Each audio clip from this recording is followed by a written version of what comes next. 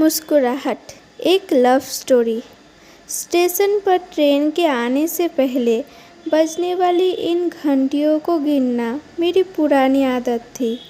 ना जाने क्यों, पर इन घंटियों को सुनकर इस भागदौड़ भरी जिंदगी में मुझे अपने जिंदा होने का प्रमाण मिलता था। आज भी इसी एहसास के बीच में आगरा से दिल्ली तक का ये सफ़र पूरा कर रहा था। खैर, ट्रेन स्टेशन पर आ चुकी थी और ट्रेन में जल्दी चढ़कर पूरी सीट पर अपना कब्जा जमाने की पुरानी प्रथा को लोग आज भी पूरा कर रहे थे।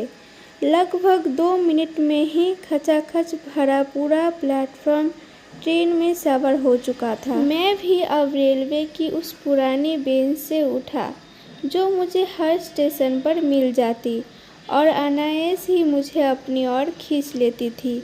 जैसा कि मैंने सोचा ही था, मेरी बर्थ पर पहले से ही एक महाशय जागते हुए गहरी नींद में सो रहे थे। मैंने अपने हाथ से उन्हें हल्के से हिलाकर बिल्कुल वैसे ही उठाने की कोशिश की जैसे सुबह सुबह कोई माँ अपने बच्चे को उठाती है। हालांकि उन्होंने भी मेरा पूरा साथ देते हुए छोटे बच्चे की तरह नींद के आगोश में अपने पैरों को थोड़ा सा समेट कर बिना उन्हें परेशान किए चुपचाप वहां बैठ जाने का इशारा किया। खैर, भारतीय होने की परंपरा का निर्वहन सफलतापूर्वक हो चुका था, इसीलिए मैंने थोड़ी कड़क आवाज़ में कहा, भाई साहब, ये मेरी सीट है। पहली आवाज़ में ही गहरी नींद से उठकर उन्होंने मुझे गुस्से से इस कदर देखा जैसे बस आज मेरी ज़िंदगी का आखिरी दिन हो, और अपना कंबल लेकर ऊपर की बर्थ पर चढ़ गए। ऐसा मेरे साथ अक्सर ही होता था, इसीलिए मुस्कुराहट में अपनी बर्थ पर बैठ गया और हमेशा की तरह नॉवेल पढ़ने लग गया जो मैंने अभी अभी स्टेशन के बुक स्टॉल से खरीदी थी। ट्रेन को स्टेशन छोड़े लगभग 20 मिनट हो चुके थे और अब तक मैं अपनी नॉवेल के लगभग 8 पन्ने पढ़ चुका था। तभी मेरी नज़र सामने के कंपाउंड में बैठी एक लड़की पर पड़ी। हल्के पीले रंग का सूट पहने वे मुझे कुछ परेशान सी दिखी। उसके चेहरे को देखकर लग रहा था जैसे वे थोड़ी सी घबराहट में हैं। ऐसा लग रहा था जैसे वे बिना टिकट यात्रा कर रही हो। बार बार पीछे मुड़कर वे टीटी के ना आ जाने सोच रही थी। शायद सोच रही थी कि टीटी को थोड़े बहुत पैसे देकर कुछ निपटारा कर लेगी। सामान के नाम पर उसकी गोद में महज एक छोटा सा बैग था। फिर थोड़ी देर बाद वे खिड़की की ओर हाथ रखकर सो गई और मैं भी अपनी नॉवल पढ़ने में व्यस्त हो गया। लगभग आधे घंटे बाद टीटी ने उसको उठाया और पूछा, कहाँ जाना है बेटी? अंकल, दिल्ली तक जाना है, उसने घबराहट और मासूमियत भरे लहजे में कहा।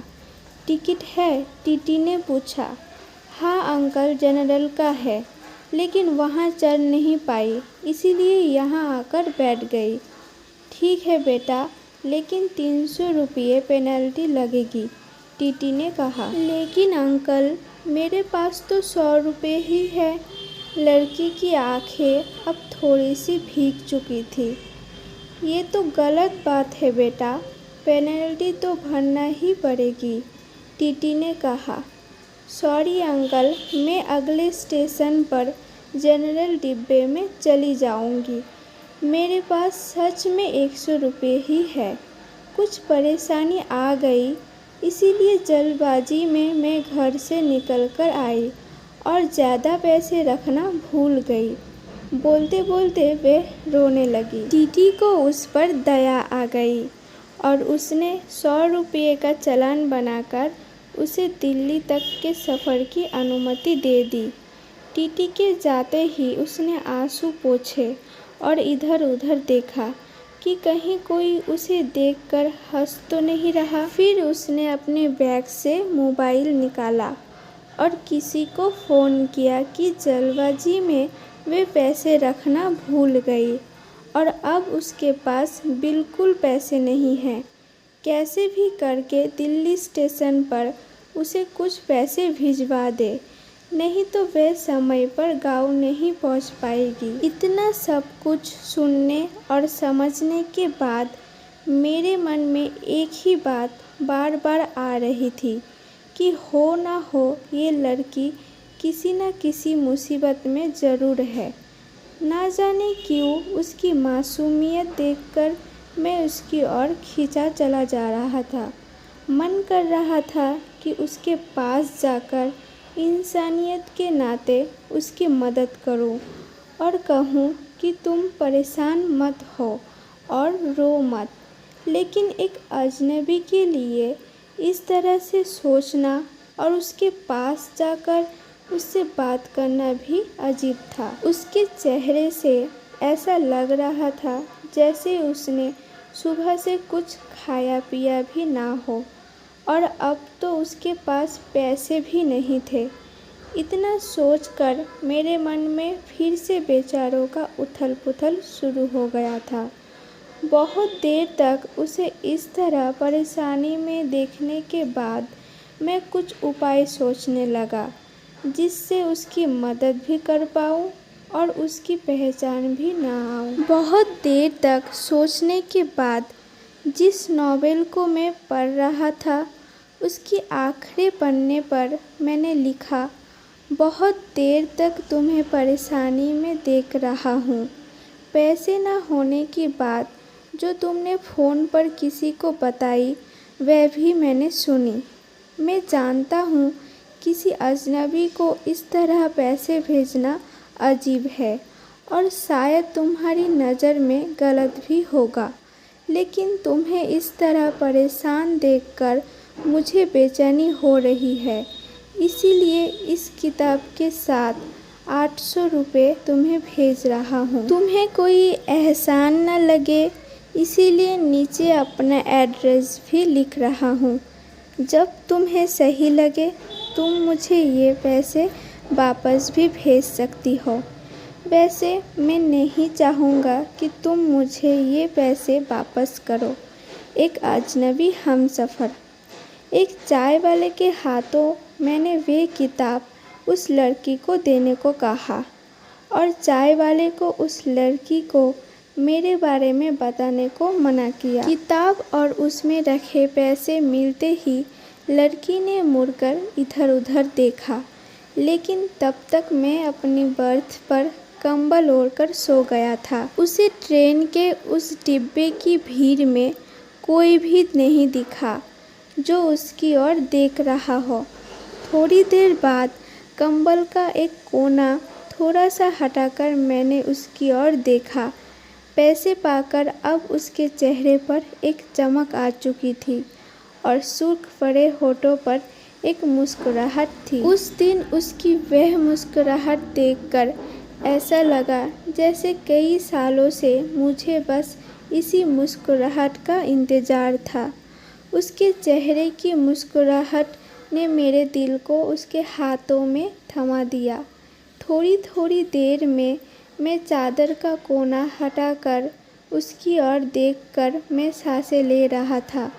पता नहीं चला कब मेरी आँख लग गई। जब नींद से जगा तब तक दिल्ली स्टेशन आ चुका था। मैंने उस सीट की तरफ देखा तो वह लड़की जा चुकी थी, लेकिन सीट पर वही कागज़ पड़ा था जिस पर मैंने कुछ लिखा था। मैं जल्दी से उतरकर वह कागज़ उठा लिया। कागज़ की दूसरी ओर उसने लिखा था, थैंक यू मेरे अजनबी हमसफ़र, आपका ये एहसान मैं ज़िंदगी भर नहीं भूलूंगी। मेरी माँ आज मुझे छोड़कर चली गई है।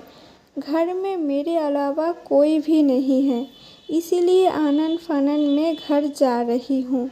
आज आपके दिए इन पैसों से मैं अपनी माँ को शमशान जाने से पहले एक बार देख पाऊँगी। बीमारी की वजह से माँ को ज़्यादा वक्त तक घर में भी नहीं रखा जा सकता। आज आपकी वजह से मैं सही वक्त पर घर पहुँच पाऊँगी। आज से मैं आपकी कर्जदार हूँ। जल्द ही आपके पैसे लौटा दूँगी। उस दिन से उसकी वह नम आँखें और मुस्कुराहट मेरे जीने की वजह बन गई। हर रोज़ पोस्टमैन का इंतज़ार करता और उससे पूछता शायद किसी दिन उसका कोई खत आ जाए। आज 2 साल बाद एक खत मिला।